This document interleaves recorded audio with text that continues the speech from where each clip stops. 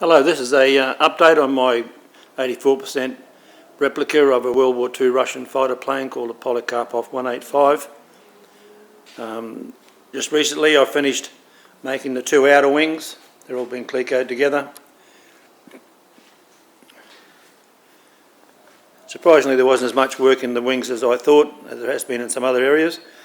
I was lucky, chap up the road, Ben Thean, a sheet metal worker of many years' experience, rolled the two leading edges for me. Yes, he also did the leading edges on the tail for this, and took up a couple of ribs and he rolled them to that spaces, brought them back using truckie straps. I strapped them onto the wing, pulled them into the ribs, and basically it was a fairly simple task.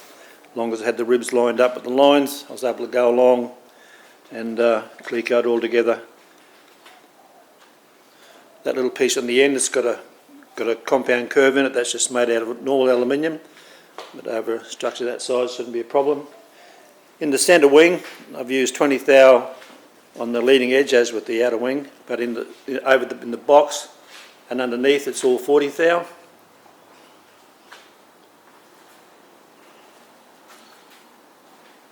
Obviously the engine isn't on there. It's much easier to manoeuvre around in a shed this size without the motor on the front. There's a retractable undercarriage underneath. There's the fuel tank. I changed my mind, and as I said before, I've gone to 150 litre all aluminium fuel tank. I hope to use the V8 supercar fuel cell foam inside, if I can acquire that somehow.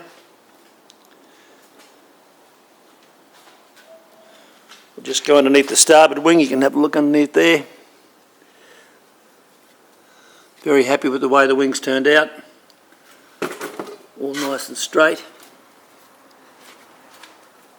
I've got 1.5 degrees of curvature in the wing.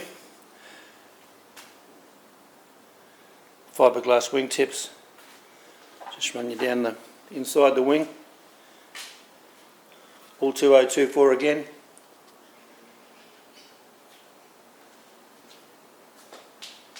Let's see the outer wing spar maybe in there. Just for the purposes of the video, I put the aileron on. The outer flaps on both sides and on the outer wings, they're going to be solid. Had a chap down the other day, Rick Lee, who did all the test work on Mike O'Sullivan Spitfires, and he was looking at it and he made the suggestion to just use the two inner flaps.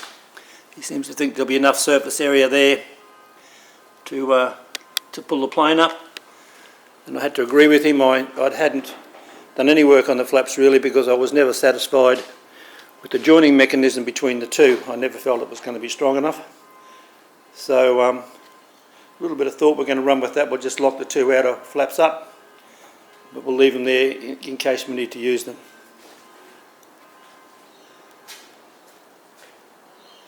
Well, there's the windscreen and canopy. They're made out of 6mm perspex.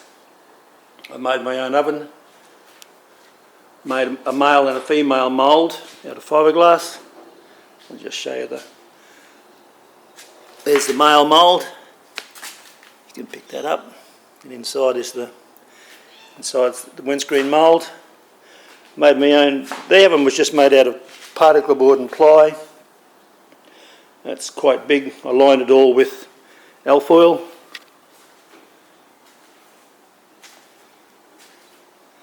Over there's the canopy or the hood for the oven. It's just got an old fan heater out of a Bay Marie and a couple of bathroom heaters, fan heaters. And amazingly, that was able to induce enough heat into the 6mm perspex to give compound curves. So surprised me, and I'm very happy the way it went.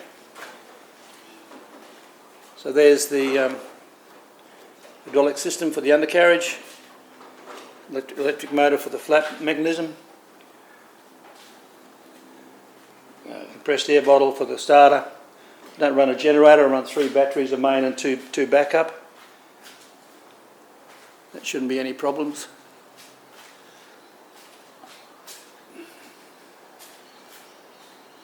All the tail feathers are finished. Most of the components are upstairs.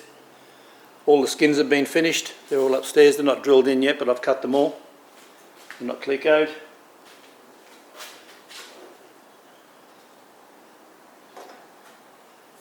I changed the tail wheel from the trailing type of tail wheel to a more conventional type. I think it'll work much better. There's one of the elevators. The original elevators and rudder were all made of, and ailerons were made with wood over, or cloth over wood. I've gone to all aluminium. I've made all the balance weights.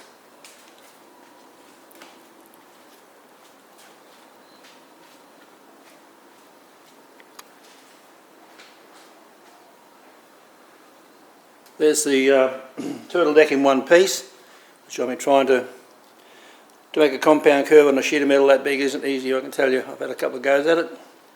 I'll put that in the 2-hard basket, and when I'm finished the outer wings I might have another crack at it.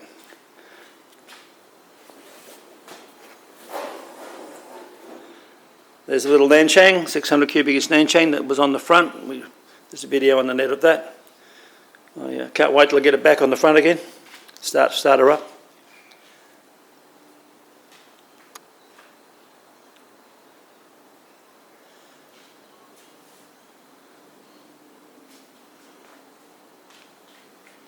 Well, that's about it. That's, as I said, that's over 6,000 hours of work. Still enjoying every minute of it. It's a great project. See you later.